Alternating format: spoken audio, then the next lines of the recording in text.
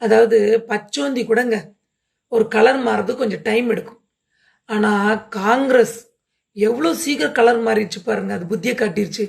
திமுக கூட சவாரி பண்ணி அதுங்க முதுல சவாரி பண்ணி 5 எம்எல்ஏ சீட்டும் ஒரு எம்பி சீட்டு வாங்கிட்டு இன்னைக்கு அந்த கூட்டணி தர்மத்தை மீறி விஜய்க்கு ஆதரவு கொடுக்குறாங்களாம்.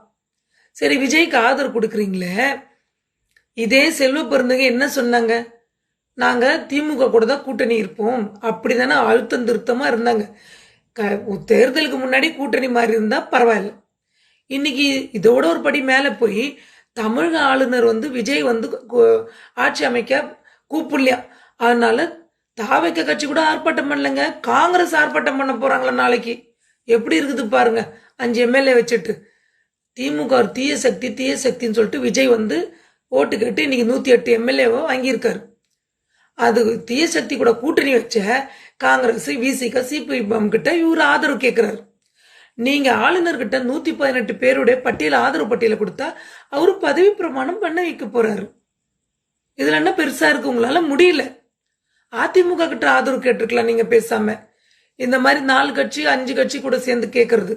இதுல விசிக கட்சியில பொதுச்செயலர் சிந்தனை செல்வன் ஒருத்தருக்காரு. அவருக்கு என்ன பேராசை பாருங்க.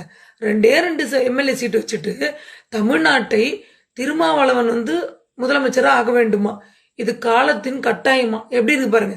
ஏன் 2 சீட்டு வச்சிருக்கீங்களா, பிரதமர் பதவியை கேளுங்களேன். இதே திருமாவளவன் என்ன சொன்னாரு? விஜய் கட்சி தொடங்கினப்போ பிஜேபியோட பி டீம்னாங்க. பிஜேபி அதாவது விஜய் வந்து ஆர்எஸ்எஸ் தான் வழி நடத்துதுன்னாங்க. சொன்னாரா இல்லையா? விசிலடிப்பவர் தேட்டரில் போய் விசிலடிக்கட்டும், சட்டசபையெல்லாம் விசிலடிக்க தேவையில்லைன்னு சொன்னாரா இல்லையா திருமாவளவன்? இன்னைக்கு அவரு பண்ற அலப்பார இருக்கு பாருங்க. அப்படி பண்றாரு அவரு. இதெல்லாம் மக்கள் புரிஞ்சுக்க வேண்டும். நீங்க யாருக்கு ஓட்டு போட்டு தேர்ந்தெடுத்தீங்க? விஜய்க்கு. ஆனா விஜய் என்ன பண்ணிட்டு இருக்காரு? எந்த தீய சக்தி கூட கூட்டணி வச்சிருக்காங்களோ அந்த கூட்டணியை கூப்பிட்டு ஆட்சி அமைக்கிறது ஆதரவு கேட்கிறாரு.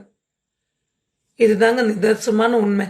எப்ப பார்த்தாலும் இந்த கட்சிகள் பிஜேபி உள்ள வந்துரும் பிஜேபி உள்ள வந்துரும் சொல்லியே விஜய் வந்து பிஜேபி எதிர்க்கிற நிலைப்பாடு எடுப்பாரா?